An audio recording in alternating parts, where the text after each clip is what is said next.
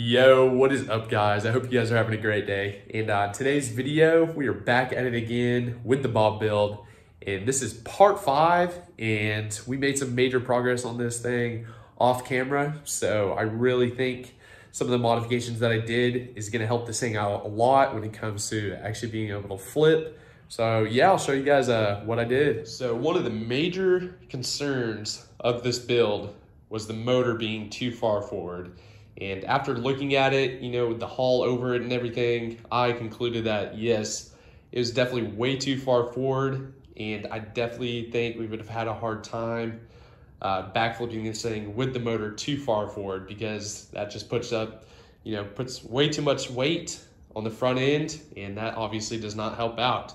So what I was able to do was move the motor back about 3 inches. So normally, as you can see there's the old motor mounts, and that's where the motor would sit originally. So it'd sit all the way up here. We were able to move it back 3 inches.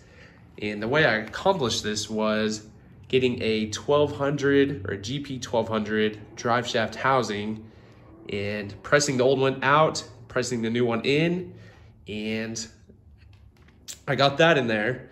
And then the drive shaft itself was too short after that. For whatever reason, the splines didn't line up. I don't know what happened exactly. So I had to take a drive shaft out of I'm not sure what type of pump this was out of. It's like a 144 millimeter pump, but it had a drive shaft on it that was just long enough. Or it wasn't just long enough. I actually ended up having to cut it even more. So I had to cut about half an inch off the drive shaft and then cut some splines in it with the angle grinder. So I'll go ahead and take this off, take all this out, kind of show you guys the drive shaft. It looks kind of ghetto, but it's definitely gonna work. I know it may not be the most balanced thing in the world, but it's just what we had to do in order to get the motor back, a couple more inches, which I think is gonna help out a lot with the whole build. So let me pull this hull off, pull the motor out, and I'll show you guys that drive shaft. So we got the motor out, and as we pull off the drive shaft housing, it reveals a fresh drive shaft that I freshly cut with the angle grinder. And it's honestly not too bad for, doing it with an angle grinder. That's not really a precision tool, most would say, but it actually turned out pretty clean. I had to chop off about half an inch, I think, and then recut the splines. And obviously it lines up. I mean, it slides on there pretty well. So it's really not too bad. If it vibrates like crazy or something, wild happens, I have other drive shafts that I can get sent off, and we'll get those chopped and resplined. But that costs money and time, and that's, what we don't have here. So this is gonna work just fine for now.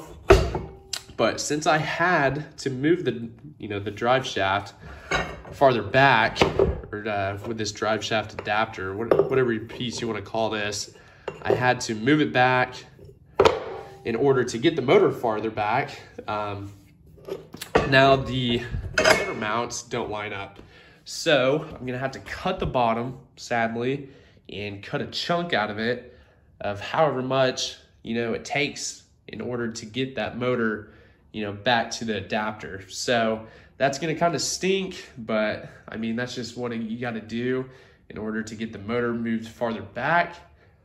But yeah, by the time I put, plates in there, epoxy plates and everything, and then put the hull on top of there and fiberglass everything else, do the whole bottom side with some heavyweight matte fiberglass or something, I think it's gonna be plenty strong enough. So yeah, we need to start chopping that. But before we do that, as you can see in here, it's just a mess. I haven't cleaned up since I started this project. So I really need to clean it up, and we'll just hit a quick little time lapse, and then we'll start chopping on this thing.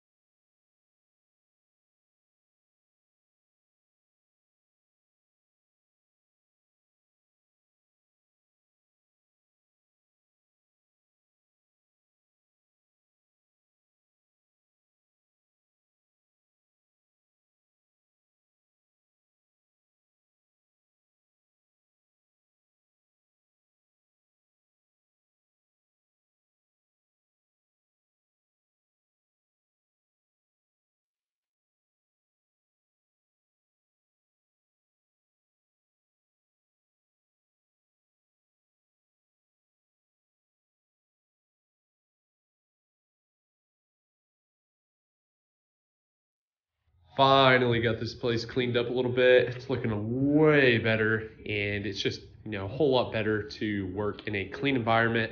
So this is definitely gonna help me out. So now we can go ahead and, lay that down and start making some measurements, some rough measurements, because like I said, I really don't know how much it actually needs to come up in order for the motor to connect to the coupler.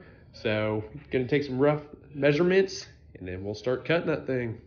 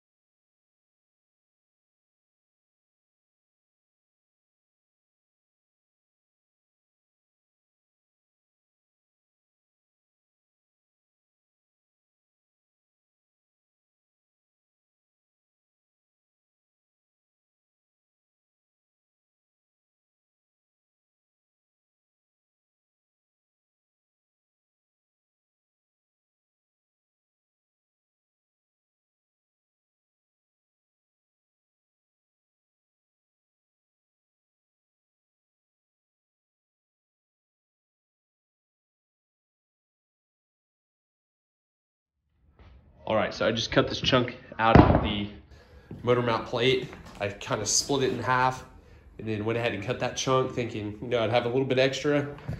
But as you can see, yeah, pretty much lines up perfect. And there obviously is a little play in it because it's not rigid and the motor mounts are a little off here and there. So I'm gonna have to account for that somehow.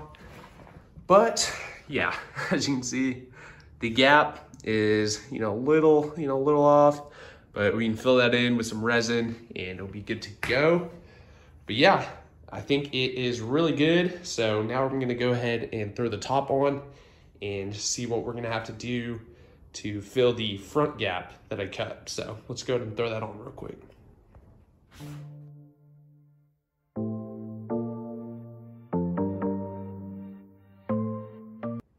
All right, so we just got the top of the hull thrown on, and as you can see, the motor is way farther back.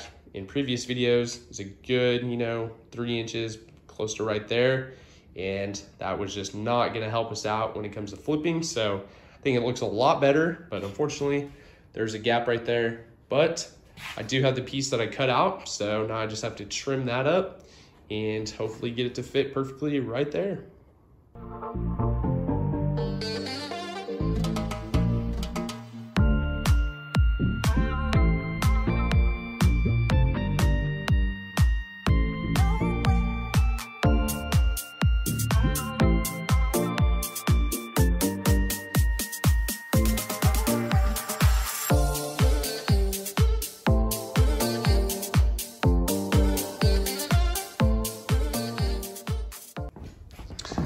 All right, just trimmed a little bit off. And as you can see, we have it in there now, but it just needs a tad bit more and then it should be good to go. Just did a tad bit more trimming. And as you can see, we got that hole covered. And yeah, there are a couple gaps here and there. That's okay, we'll have to fill those in like that because that's where I trimmed it originally to fit up with the hull. And I didn't realize at the time that I was gonna be scooting the motor back. So it's okay though, we can fill that in with some epoxy, glass over it, you'll never even know it's there. And yeah, this is how this thing sits currently, and it's looking really good. So I think in the next couple videos, we're gonna be figuring out the deck part of it, because I'm not sure what I'm gonna do there exactly. I know I need some footholds or something. So we're gonna figure all that out, figure out which foam and stuff I need to use on that. And then also figure out which epoxy, because honestly, I'm getting pretty close to fiberglassing this thing and I just need to know what to use. So if you guys have any comments of what I should use, definitely leave them down below. And also give me ideas on how I should rocker this front end, because I definitely want to rocker it and take a couple inches off the front as well, just to keep this thing super short. But yeah, I think that's gonna be a wrap for today's video. So thank you guys so much for watching. And if you guys like this video, definitely give it a thumbs up. It really helps me out. And if you have any, suggestions or anything like that, definitely drop them down in the comments below. So yeah, thank you guys so much for watching.